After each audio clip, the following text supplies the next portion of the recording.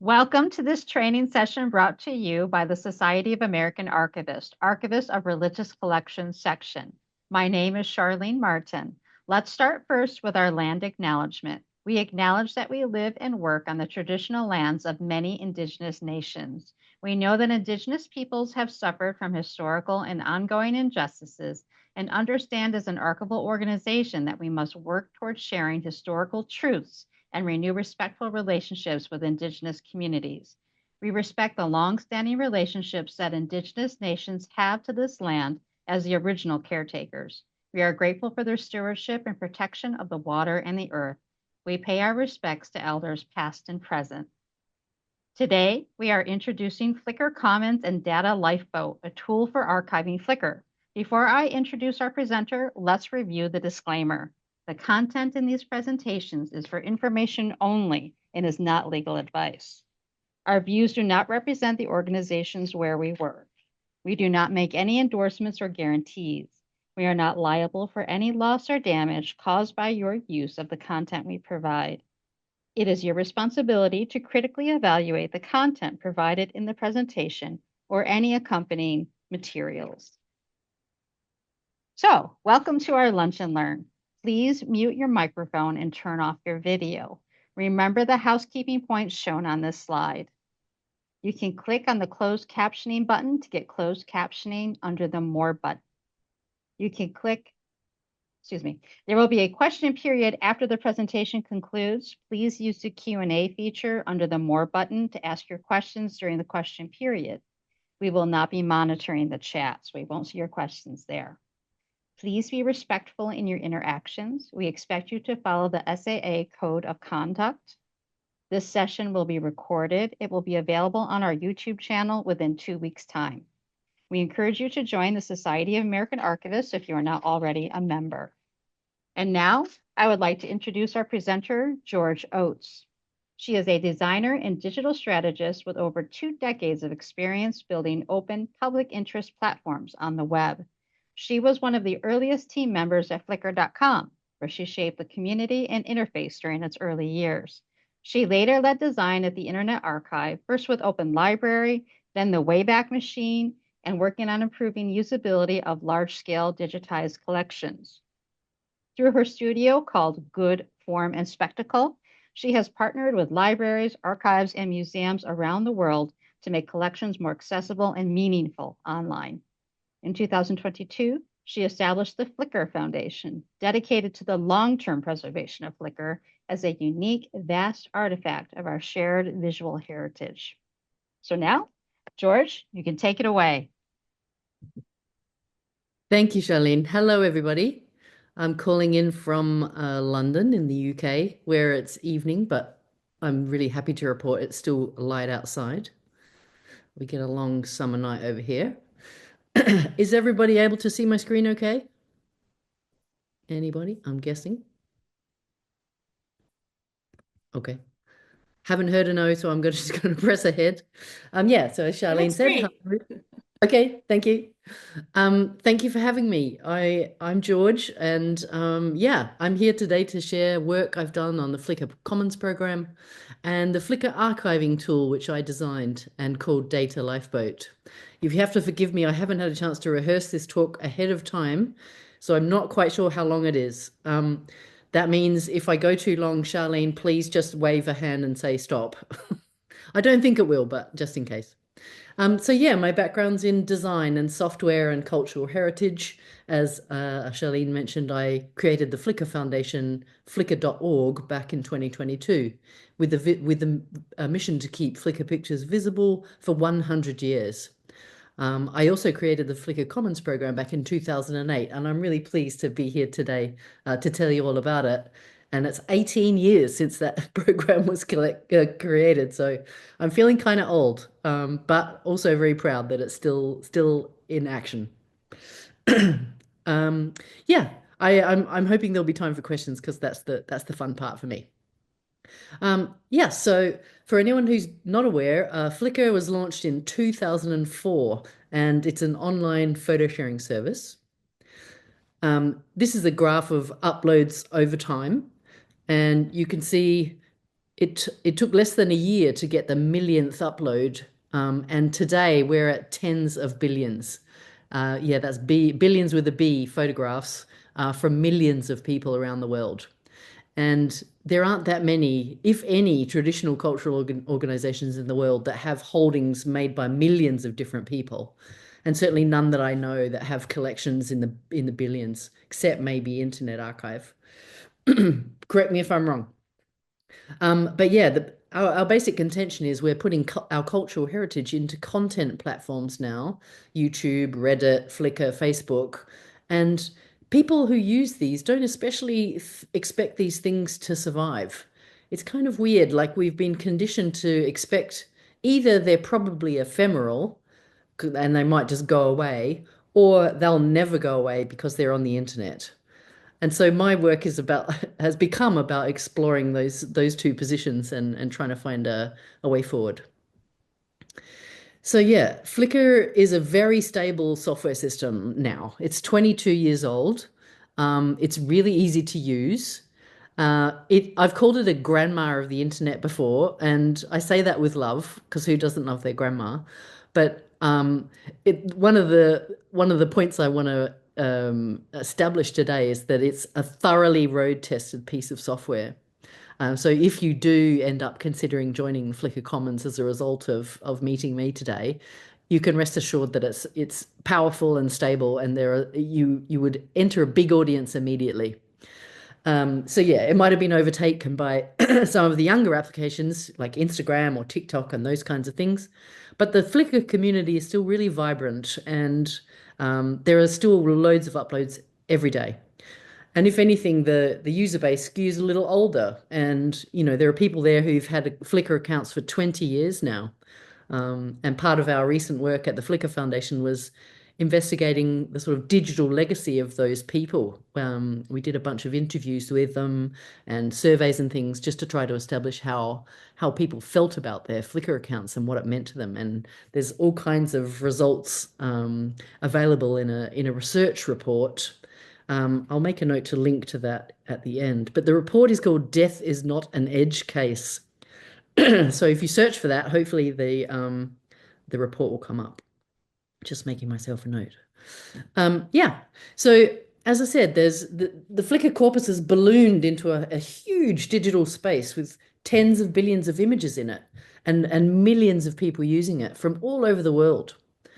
And one of my favorite writers, John Berger, he explains the photographs as observable moments. And that's a definition I really like, especially in the Flickr context, because it sort of gives you a sense of what it is. There are photos taken from all over the world every year since photography was invented, to literally just a moment ago. So there's photos of practically every city on the planet. And like this observable moment, which was captured in a photograph called Inside Bombed Tube Train, which was taken in London on the 7th of July in 2005 by a guy who was on the train called Alex Chadwick. And this was the first moment that the team at Flickr.com realized that something a bit different was happening. And this is one of the first examples that we had as a team of an instantaneous report of, a photograph of something that was something important that was happening now. And it sounds so old-fashioned to say that now, doesn't it? But that was the moment for us. Here's another picture from him. It's called Evacuating Through Tube Tunnel 2. And me covered in smoke and ash as Alex got above ground on that day in London. But the good news is, here's Alex 12 years later, and he's on his honeymoon, and he's also posted this photo to Flickr. So I was really happy to see this. He made it.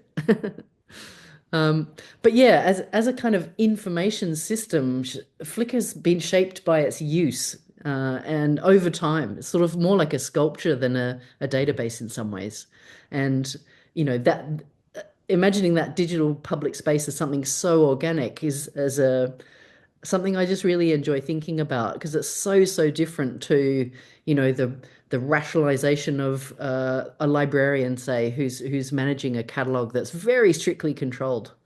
Flickr is linguistic and floral almost in its organization. But over time, with size, you get structure. It just happens. It's really amazing. I'm here today to talk to you about two things, and this is the first subject. This is about the Flickr Commons program.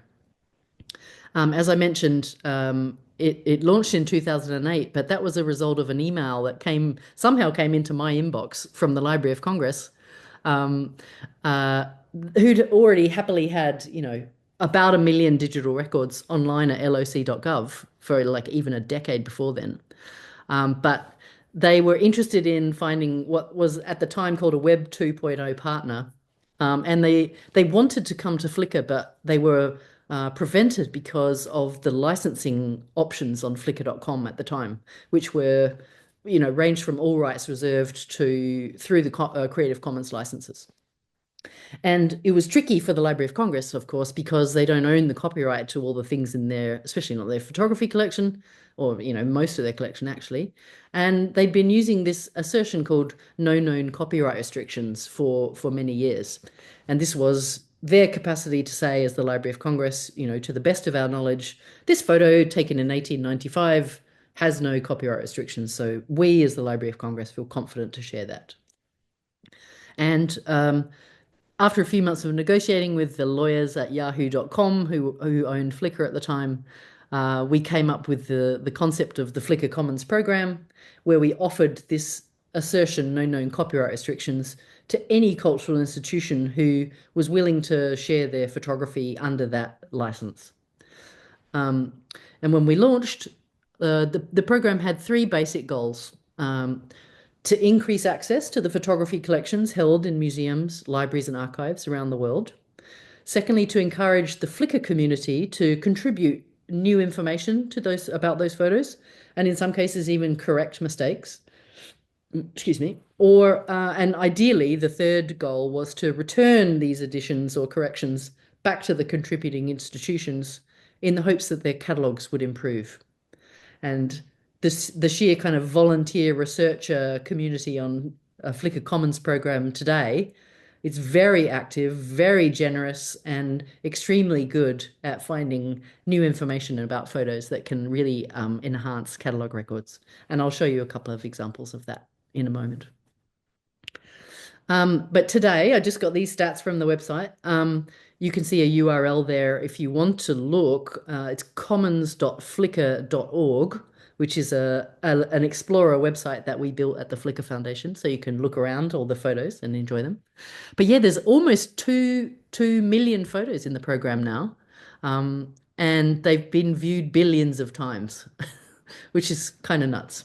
So one of the huge benefits of being in the Flickr Commons program, as I said, was just you get access to a huge audience, and your images are also kind of in the same mix as all the other Commons institutions. So if you publish a photo about tennis, you'll also be amongst other photos of about tennis from other institutions. So it's just a very organic way for your photos to show up. And, these are usually quality photographs that are very interesting to the community. So you'll definitely get big numbers if that's what you need to show your bosses. I just want to give you, excuse me, I'm just going to take a quick drink, sorry. So I just wanted to show you a couple of examples of some of the other participants in the Flickr Commons. There's around about 115, I think, 120 institutions now from several countries. This is a relatively small member. It's the collection of a Romanian war photographer called Asinte, and this account has 9,000 photographs in it, and those 9,000 pictures have been looked at 51 million times. But I actually met with the chap who manages this Flickr account, and it was most useful to him to directly collaborate with a documentary filmmaker solely via Flickr to provide supporting archival materials for a film. So the user interface that's afforded to him through Flickr.com was more useful than the DAM or the collection management thing that he was operating himself. NASA Images is also a member. They have about 3,500 photographs now, and they've been viewed 285 million times. And actually, NASA.gov points directly at Flickr, and they use it as a library to serve images from. This is one of my favorite accounts. It's the Cloynan District Historical Society. This is a photo called Northbrook Freshmart Staff. And this account has about 3,000 photos in it, and they've had about 8 million views.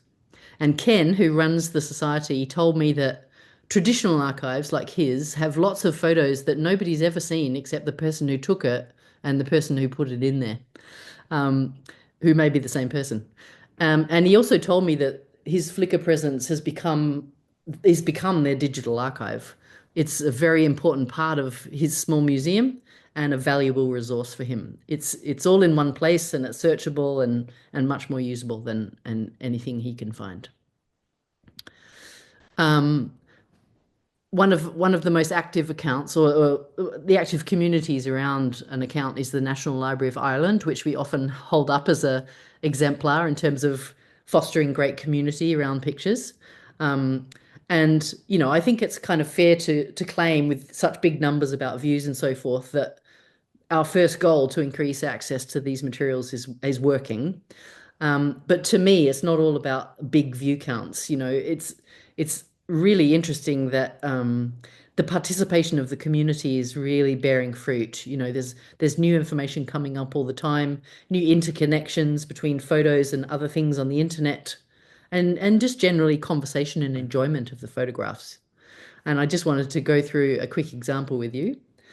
This photo was uploaded a few years ago now. It's called the Leaning Castle of Ross Turk. And so far it's had about 10,000 views. 70 people have marked it as a favorite, and it's had about 26 comments. And so far there are links to Street View, Google Earth, links to the family who owned it and their other properties. There's a link to an oral history video recording from someone who is brought up living inside the castle. There's connection into the census at the National Archives of Ireland, showing other places the family had visited. And there's a whole album of later photography of the same building in another Flickr account, which is called PB Houses. And there's even a newspaper article about the owner's wedding, even an ad from 1974 for the Jan Russell puppies available as a group or individually from the castle. And that's not even everything. So like I said, this is an exemplar, but we've sort of now the community's kind of settled into a great rhythm where whatever the subject of the photographs are, they'll look for additional resources online, Wikipedia entries or census records or, really anything that can support the description but also the sort of interconnection of a photograph. And the Library of Congress reported more than 15,000 pictures have been improved, corrected, and had their descriptions expanded in the official Library of Congress catalogue based on the activity that happens in the Flickr Commons program, which, I mean, to me, that's the best result. Obviously, you want people to see your photos, but if you can have ongoing improvements to your catalogue, I think, that's the best.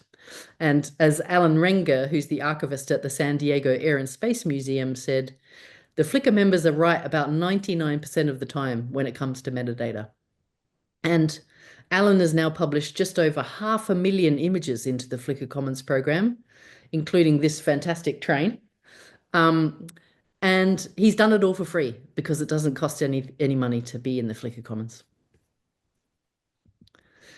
So if I've whet your appetite, and I hope I have, it's easy to register your interest. I'll give you a moment to take a note of that URL if you like. But yeah, managing the Flickr Commons is a core program of the Flickr Foundation. It's managed by my colleague Jessamine West, who some of you may know.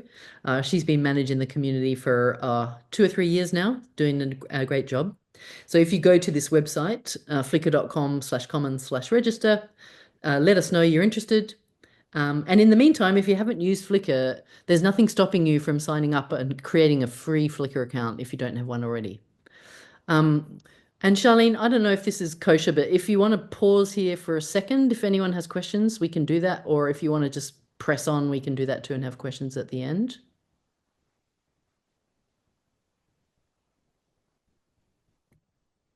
Probably we'll Maybe just, just press on, George, if that's okay. yeah, sure thing. No worries. Okay, so that's the Flickr Commons portion of the presentation. Now we're going to switch to the other project I'm here to teach to share with you. I'm so sorry, I've got a bit of a bug in my throat. So I have to drink lots of water. Okay, so another big project we've developed at the Flickr Foundation is called Data Lifeboat. And the idea emerged as an answer to the question, well, there are tens of billions of photos up there, but what happens if the service goes down?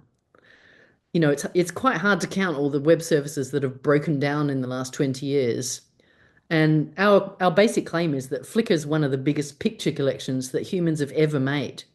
So the Flickr Foundation, we've been quite public about the fact that there is a chance that the ship might go down, even though that's something that the company would never say, because their technology is great, and it is. But rather than that being a totally unexpected end result for this amazing collection, we were going to try and design a solution preemptively for it. And the metaphor of data lifeboat, I think, is really useful here because it's not just one big data lifeboat with tens of millions of photos in it. It's more like, a spaceship that you see in a movie that sort of ejects, let's say 1 million data lifeboats kind of into the internet for archiving elsewhere. And as Rick Prelinger from the Prelinger Archive says, we're capturing more information than ever, but we're archiving less than ever. And everyone has a camera now, and whether it's Flickr or somewhere else, we're just awash with pictures, but they're mostly held in corporate platforms or on commercial devices, and they're not being archived yet in any meaningful sense of the word by the world's archival organizations. We think there's just a gigantic gap between a corporate presence or corporate infrastructure and, dare I say, a traditional archive. It's a gaping void, and that's where I live. So rather than only in the emergency case, I'm also interested in viewing these huge platforms as sites for collecting, as in, not just in the case of an emergency, but looking to these amazing contemporary digital artifacts as meaningful additions in our great institutional collections. I've called it user-generated histories here, but there's a lot of let's call it social history just hiding in social media. There's all kinds of depictions of important events. There's contemporary capture of timely topics. There's quirky stuff and things that are generally overlooked by traditional curation practices. I don't know if you caught this news, but it's an interesting comparator, I think, to note that the V&A recently collected the very first YouTube video, which the name escapes me now. It's called something like Sitting on a Couch, but it's not sitting on a couch. But the fun fact there is that it took them 18 months to collect it. And we can maybe talk about that in the Q&A, but that's also a gap we can close maybe. So let me give you an example. As I said, personally, I'm really interested in the pictures hiding on Flickr that depict a very specific time and a very specific place, because I believe it's an accurate, citizen-led social documentation of events. It's in addition to what we see in the headlines, and in fact, sometimes drawn to form the headline. But it's a different angle. So this is that terrible day in Paris on April 2019 when the Notre Dame caught fire. And if you look on Flickr, the photos are different. I mean, look here how people have stopped. The Parisians are just in shock that their icon is ablaze. Along the whole riverbank, people were lining up and just looking. There's all kinds of photos of people just in shock. But I mean, obviously this is a tragic event, and I'm so pleased that the cathedral's being rebuilt, of course, but wouldn't it be interesting for this day on Flickr.com, this capture, wouldn't it be interesting if these photos were gathered up and provided to the cathedral archive as a note of what was happening on the streets when the tragedy struck?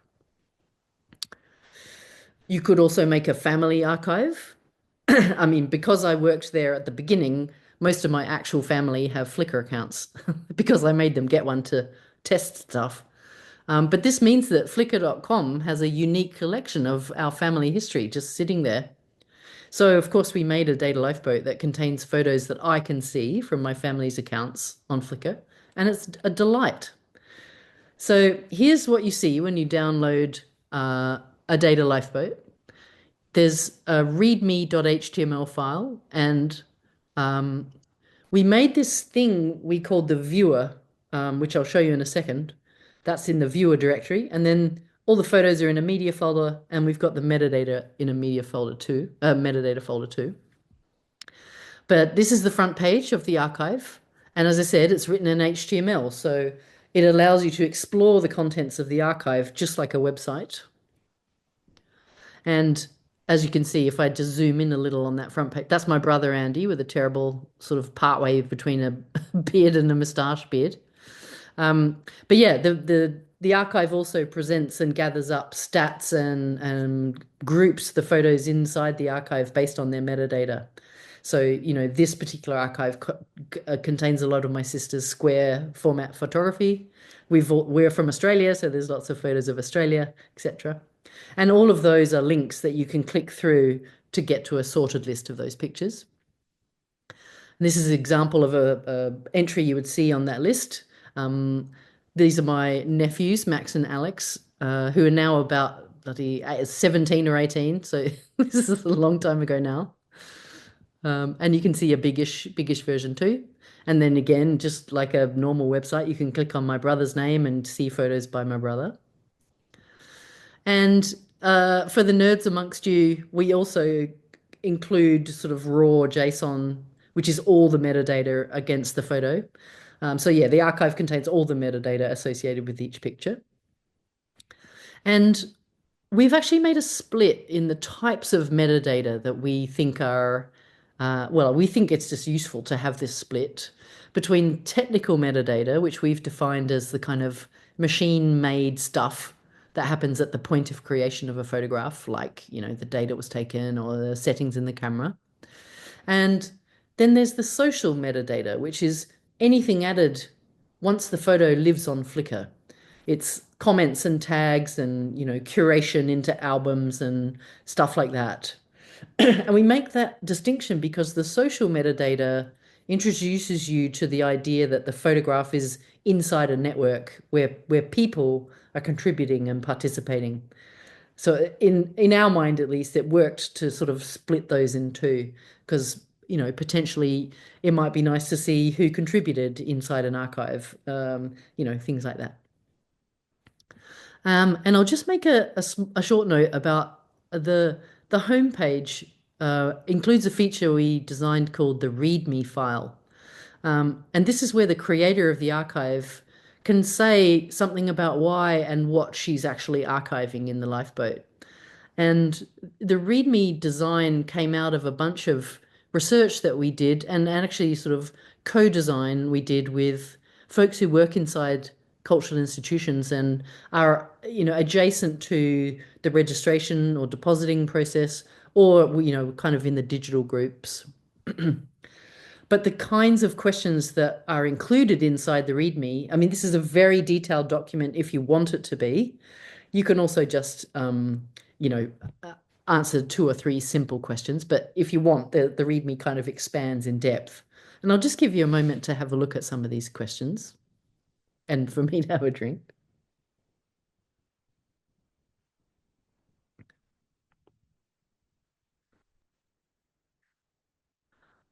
But yeah, we're very conscious that we're actually sort of also designing some kind of cataloging system. And we wanted to help creators make careful and in some cases protective statements for future viewers of those data lifeboats. You know, is there does there need to be a sense of access or privacy or, you know, questions that you can't necessarily account for in a bucket of files? You know, how might we be able to frame future use of these zip folders through the lens of care for the subjects in the photography or the creators themselves, you know, with questions like these ones. So in the creation process, we can steer people who are making data lifeboats to carefully describe what they're doing. And we actively added a bit of positive friction here. So you can't just download a million things and shove it into your large language model. But we wanted people to take their time with it. And, you know, this sort of expando set of questions, which get more and more detailed the further you go, you know, they're all designed to try to help people do a really good description and give as much context as they can to the archive that they've just made. Because so much of our digital material just floats in this weird ether with a total disconnect from its context. So the README was our specific and deliberate attempt to kind of, you know, put context into the archive. And yeah, as I was mentioning, data lifeboats can capture alternative viewpoints and stories about events and other things. And, you know, if you see it as a sort of collecting source, um, and recognize that we can't ever, I don't think we can ever capture, preserve the whole of Flickr. You know, data lifeboat as a technique is designed to package up just slivers of the whole. And, you know, obviously we need to market the feature to the entire planet for this idea to really work, which is a bummer. Or we need Flickr to go down and there to be sufficient capacity provided to this tool that people can use it at the time that they need it. And both of those things, I mean, who knows whether they're possible. But, you know, the Flickr Foundation doesn't have the resources to provide that capacity, but we know people who do. So, you know, if worst comes to worst, we could possibly activate it and distribute the load. But yeah, conceptually at least, it's important to us to gather the conversations and this sort of surrounding context and social aspects of Flickr.com is just as important as the JPEG. And you know, the so-called sort of original order of Flickr.com is quite strange because the photographs are networked. So the original order depends on which door you enter to access a photograph. So to say original order in a network system, it doesn't. Well, I'd be interested to hear the group's response to that sort of framing. But yeah, I basically believe a photograph is much more interesting than its technical metadata. You know, if you know the f-stop value of a photograph, it doesn't actually tell you anything at all about what the photograph is of. And all these social media platforms have this kind of socializing that happens around the stuff, you know, the comments and the faves and who's involved and, you know, all that kind of juicy social context. So that's kind of why we just tried to focus on that split between, you know, technical moment of creation style stuff and what people are saying about the thing. So yeah, as I've said several times, the basic archiving challenge to a platform this big is that it's just too bloody big. You know, there's probably only one infrastructure on the whole planet capable of housing it, maybe two, and that's Amazon Web Services. And, you know, Mr. Trillionaire, I'm sure would have something to do, you know, or Mr. Nvidia, all these giant blokes, you know, running around the world with too much money. But at least there isn't a traditional cultural institution on the planet with the capacity to take on, you know, preserving a thing like this, let alone running it. So this is the data lifeboats are an intermediary, I guess, that can contain any arbitrary facet of Flickr photos you can think of. You know, photos tagged with the Tower Bridge, which is not too far from me. Photos taken last Tuesday. You know, photos of the Notre Dame in April 2019, etc. And the lifeboat contains all of these photos and all of their metadata, including the unique social and contextual data that is created on Flickr itself. And, in some ways, I think we're quite lucky because Flickr is born in, uh, it's internally consistent and it was born digital. So it doesn't suffer from, the sort of negotiations that you have about classifications and standards and, ways of describing. But as millions of people participate every day, they're adding it to a stable structure. And we want to find a way to express a blend of that technical and social metadata in a way that's sort of useful to an external catalog.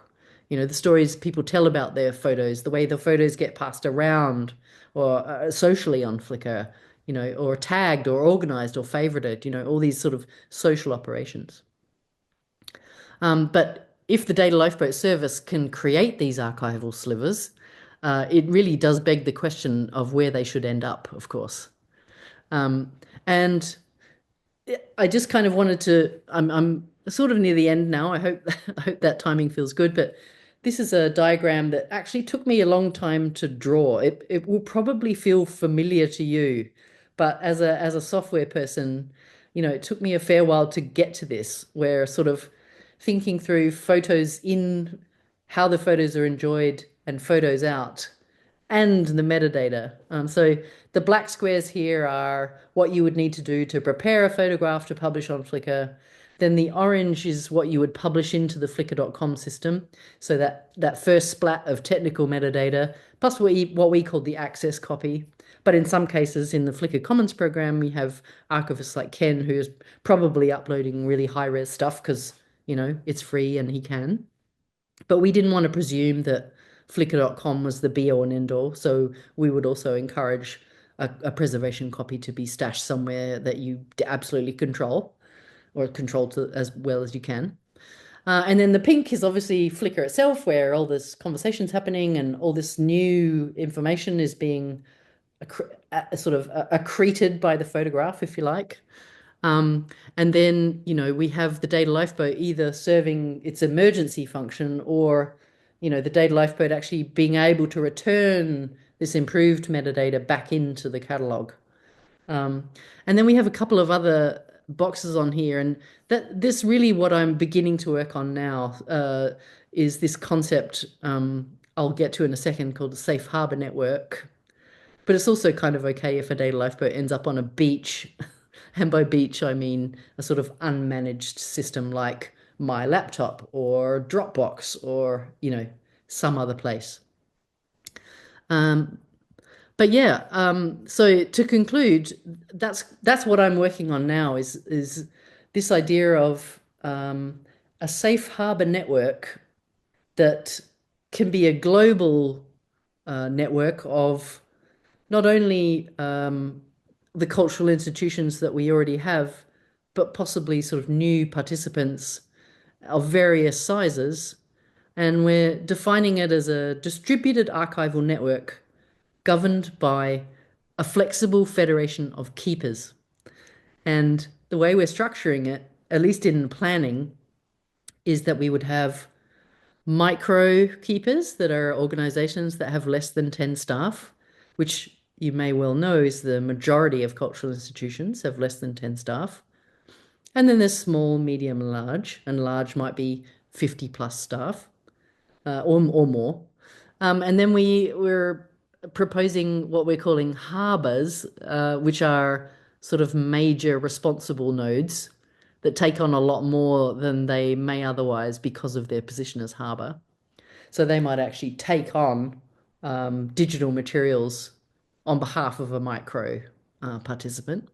Anyway, it's very difficult for me to sum this up in at the end of a talk, but I'm sorry to just sort of throw it in at the end, and because I realized that Charlene wanted me to tell you about Flickr Commons and Data Lifeboat, but I also kind of wanted to give you a feel for where the work is going next. And it'll be easy to keep in touch with that because I'm actually joining a new organization soon, which is called Deep Keep, and that's where I'm going to continue the work on developing this idea of a digital archival network.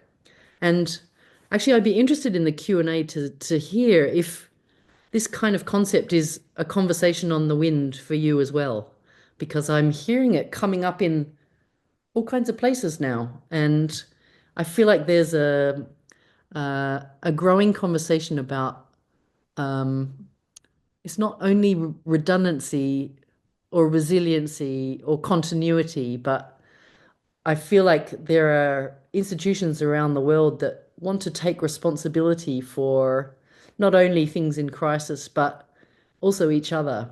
And I think this is an exciting turn in the 21st century, in my opinion. I mean, this community is obviously very consortial and really collaborative and, very community oriented, as this group itself attests. But when it comes down to actual resource sharing or load balancing across different institutions, I would love to hear if that's something you're working on or aspire to or are interested in. So yeah, I hope it's okay for me to end now, Charlene, but I've sort of got to the end, so we can open it up if that's okay with you. That's fine. Thank you. I think as we go through Q&A, we'll actually explore more of what you've presented. Okay. So yeah, the first question is, how is Flickr stored, or what or whose infrastructure? Well, let me just sort of preface this by saying I don't work at Flickr.com, but it's part of the migration that has happened over the last almost decade now, since it was purchased by a company called SmugMug, has been migrating all of the photographs and metadata out of the yahoo.com infrastructure, which was sort of, bespoke Yahoo servers and technologies and stuff. And they've moved it all into Amazon Web Services. So the stack now looks like, hosting the materials and metadata lives on Amazon Web Services, and SmugMug is very proudly the first client of Amazon Web Services when it first became a thing. So they really enjoy having a special relationship with the developers there, I think. And then there's a whole bunch of software services that the Flickr team itself is responsible for. And then I imagine there's, tens or probably even hundreds of other external web services and libraries and things that would, support the performance of Flickr.com itself. Okay. So next question, you mentioned creating friction to prevent bad actors from downloading lifeboats like AI or LLM. After a user answers all of the questions, is somebody approving a download? No. But I mean, sorry, that was flippant. There's a few aspects to this. So firstly, you have to be authenticated as a Flickr member to even make a data lifeboat. So that's a first little piece of protection. You also you can only put photos that you can see into a data lifeboat. So the privacy and social controls that exist on Flickr.com also persist through the way that you select photographs to be archived. So, for example, if Charlene and I were friends on Flickr.com, if Charlene had marked one of her photos as only visible to friends, I would be able to archive that photo in my data lifeboat because Charlene's given me access to do that. So we're leaning on the social structure and the social protections that have been engineered into the Flickr.com interface itself to, it just means that somebody who signs up for a brand new Flickr account and, tries to put a million things in there won't be able to do it, basically. It also costs money. We are unashamed to be charging for this service. We don't charge very much. It's like 1 cent, or no. Actually, there's a pricing calculator on the website. I don't know if you go to datalifeboat.flickr.org. I'm actually quite proud of this pricing model because I made it up. But it sort of scales with the size of the data lifeboat, and it's a per photo price. So we hope that it feels reasonable. And in fact, user feedback is, wow, this is cheap. You should be charging more. So yeah, I think that's also another protection to me. Even having to pay $5 for something often stops people who are bad actors, which is kind of crazy, isn't it? That makes sense. So Another question that we have is who pays for the AWS service? And I'm thinking that's the Amazon service. Maybe that's what what that means. Oh yeah, the company pays for that, and it's really, really a lot of money. I don't know the exact figure, but I suspect it's, millions of dollars a year. And our last question, can the Flickr lifeboats be set to private so only the account holder can see the contents? No, they can't. Um, that's because, well, I think that privacy probably comes with the actions of the creator of the data lifeboat because it's a detached because the data lifeboat is detached from the privacy system that lives inside flickr.com. We couldn't bring that sort of those privacy controls into the data lifeboat because it is um, what's the word? Remote, I guess, from the service. So yeah, it really would turn into how can you make a folder, how can you make a zip file private in your local environment? Okay, I have another question. Somebody's building an independent website archive. Can they use Flickr.com and Flickr Commons in tandem, or does that double their work, kind of create a copy? Um, if I understand the question correctly, Um, Flickr Commons accounts are a subset of the whole platform. So any Flickr Commons account is basically just like every other Flickr account, but it's got a little special flag on it that says this account's in the Flickr Commons program and it can have access to that special license type that I mentioned at the beginning, which is no known copyright restrictions. But the feature set and such is identical to a normal Flickr account. So you wouldn't, I don't, if I'm understanding your question correctly, you would only need to create one account and then you'd register for the Flickr Commons. And if your project or institution is a match, you just become part of the program. I hope that's what you meant. Feel free to clarify or ask or I'm just going to give a moment for clarification. sure. I'm not seeing a clarification comment regarding that question. So we'll go on to the next and maybe one will pop up. On datalifeboat.org, it states in step 01. I hope that means something. You can save any photo on Flickr after getting the right consent. Can you elaborate on what right consent looks like? Yeah, sure. Yeah. Actually, I'm so glad you raised that because yeah, there's a whole consent system in the Data Lifeboat service as well. So thank you for asking me. Yeah, so as I was saying before, the first check is can the creator of the Data Lifeboat see this photo? Know it's there.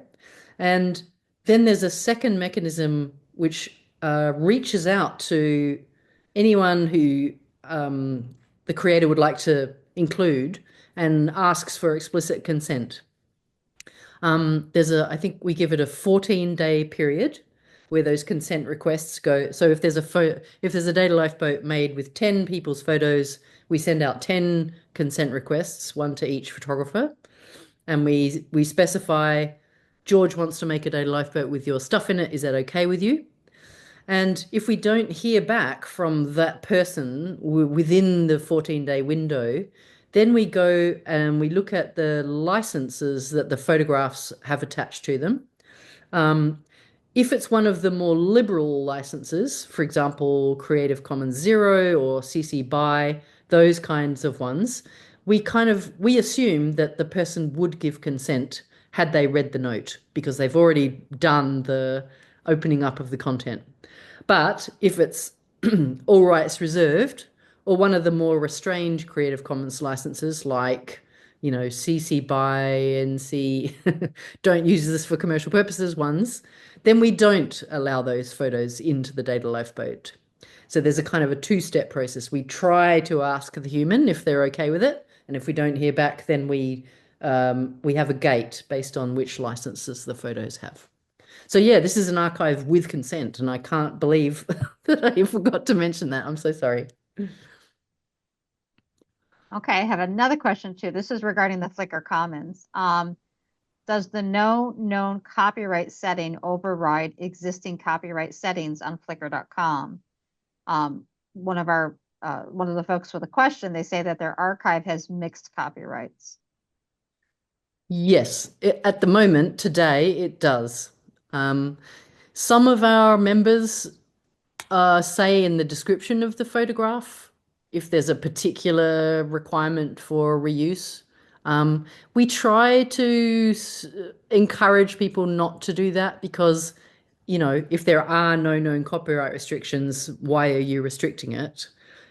But ideally, it would be better if the Flickr Commons membership was able to use a mix of different licenses. So if you were the copyright owner, you could attach, a license that you were comfortable with. But even in that case, we'd also want to encourage the much more liberal Creative Commons licenses in that mix. So perhaps only CC0 and public domain mark. So it's not, the whole of Flickr can accommodate any Creative Commons licensed work. The Flickr Commons program is for special use. So we wanted to, I mean, it's kind of ironic, isn't it, that we're enclosing enclosing kind of public domain works in this way, but this is a sort of editorial choice, I guess you could say. So how easy is it for a person to donate their lifeboat with its files to a cultural heritage institution? Is it as simple as transferring the digital files and completing any donation paperwork? And then where would that donation paperwork be completed? Like with who? Well, that's a great question. And I don't know can I put a thing in the chat window? I'll try. We've actually tried to answer this question with a new protocol, which we've called KeepWrite. And there's the website there, keepwrite.info. So this is an example of a protocol where if you were the creator of a data lifeboat, you could also complete a KeepWrite declaration to live alongside your data lifeboat, and that says, "I'm George. I'm putting this declaration on this data lifeboat I've made of Notre Dame pictures, which I hope the cathedral archives would take on. I believe the photos to be given with consent because we made it through the data lifeboat.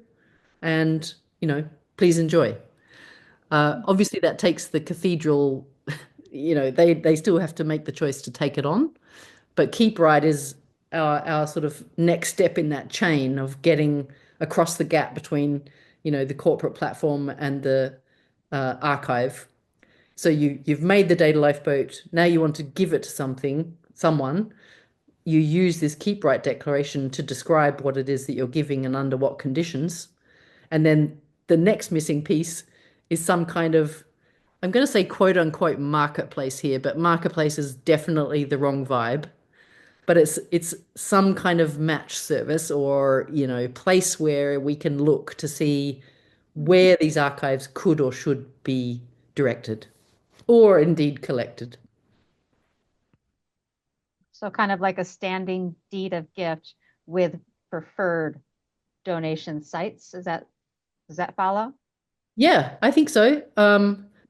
Deed of gift. I mean, we in our research we did talk to a few. I mean, we probably got I guess would be between 6 and 10 actual examples of the forms that are used by organizations to take things in, and they were all different. And rightly so. There are certainly, there's certainly tailoring that needs to happen from institution to institution, but KeepWrite is sort of also coming from the giver's perspective, saying, here's the context that I understand to be useful around this thing.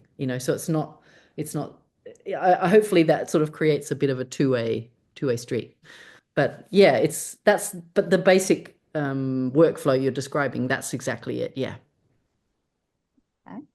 You mentioned that some of the social aspects of Flickr are saved in the lifeboats. Could you talk a bit about what those are? Could it be like favorites, comments on a post, etc.? And what is Yeah, the best way to update any additions or changes to the social metadata to a lifeboat that has been downloaded? that's a very good question. But first, if you go to the website, which is datalifeboat.flickr.org, and on the homepage, kind of down the bottom, there's a link to what we are calling the showcases. So right now, if you like, you can have a look at some example data lifeboats. Actually, well, I kind of don't want to drive unrehearsed if that's okay, but if you want to go to the website, yeah, there's a few data lifeboats that you can look at and see. But as I mentioned, we take in all of the metadata that is around all of the photos in the data lifeboat. So if somebody's made a comment, we grab the comment and we also grab the attribution of that comment, who made it. We also have a list of all the contributors in the data lifeboat, which, if I remember correctly, is just a big old list of all the people who've done something in the social metadata universe. So yeah, please, by all means, have a look at some examples. I think the browse link on the showcase page will just put you straight into one. You can also download it and explore it offline, of course. And the second question is a really gnarly question. And I basically we've chickened out of that challenge for now. And we would just say that a data lifeboat is a snapshot. It doesn't get updated in any kind of order magic way because that's well beyond us. I'm sorry, but that's as good as it gets for now.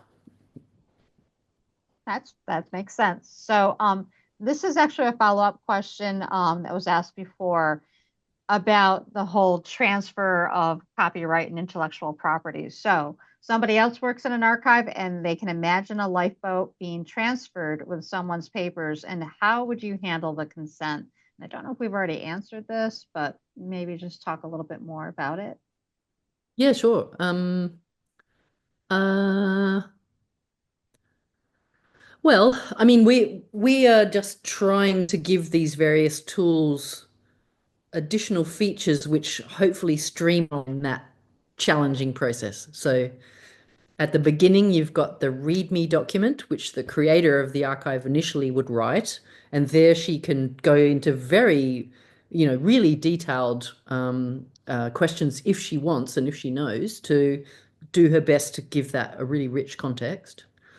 And then, and even though this is, KeepWright's just new, so it's not, again, we have to tell the whole world about it and get everybody to use it. So, but, in an ideal situation, the the first organization who was given the data lifeboat, they could actually use a KeepWright declaration themselves and say, we are the creators of this KeepWright declaration, and we were given this material by George in 2026, and make sure you have a look at the README.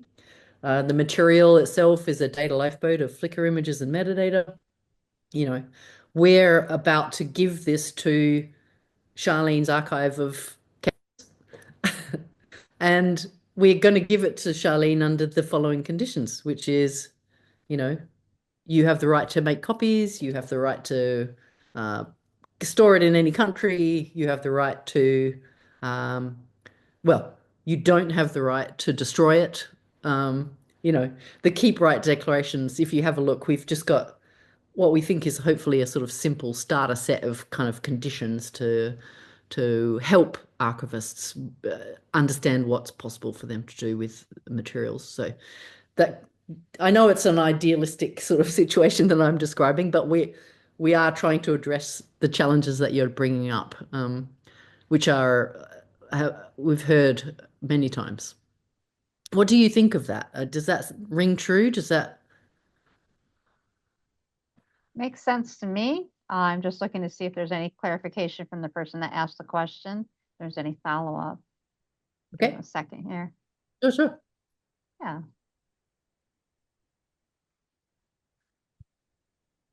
I think it covers it because it's between that question and then the previous question regarding the rights, I think it kind of covers it. Yeah, it's so tricky though, yeah. isn't it? Gosh, I mean, Yeah, that but always yeah, is. we're trying to keep all the metadata with the photograph for a start, rather than just Right.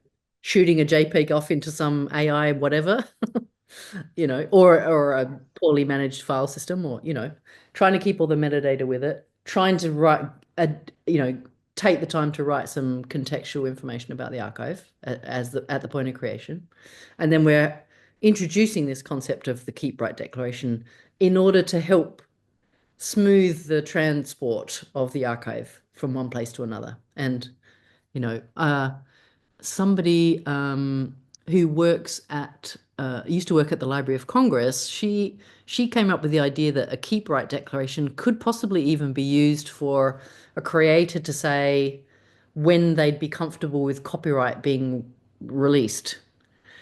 So if I'm about to die, I could write a keep right declaration for my photography collection, and I could say, at the event of my death, I don't want my family to persist copyright for greedy means into perpetuity or whatever. Or I don't want my sister to have it, or whatever. That makes sense. Absolutely. Mm. So we've got one last photo. This is about the Amazon service. Are the photos stored by AWS, the Amazon service? Are they stored in the USA only, or could this take on a more international scope? Oh, geez. I don't know the right answer to that. My suspicion is they're global, but you'd have to ask the Flickr.com guys the answer to that. Let's see. Another question just popped up. Is there a way to prove that the person whose lifeboat it is and the keep right declaration was created by are actually filled out and signed by it? So I think they're trying to say, is there a chain of custody between the owner of the lifeboat, the person who signed the keep right declaration, the Yeah. one who filled it out and signed it? It's the whole chain of custody there. Yeah, that's a good question too.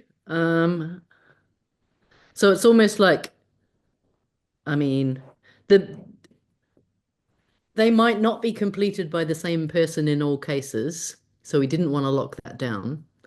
So George might make an archive of her Flickr pictures in a data lifeboat, but it might actually be her sister that the keep right declaration to give it on. We also made a decision, which is an early decision, I grant you, to not require any personal information from the creators of a keep right declaration. And that basically means the fields in the About You section are all optional. But we do say in the document, if you're the person who wants to be contacted, if somebody's got a question, you should give your information. So that's a bit of a gray area for us right now. And I've written the phrase chain of custody on my note here. So that's something we're going to think about.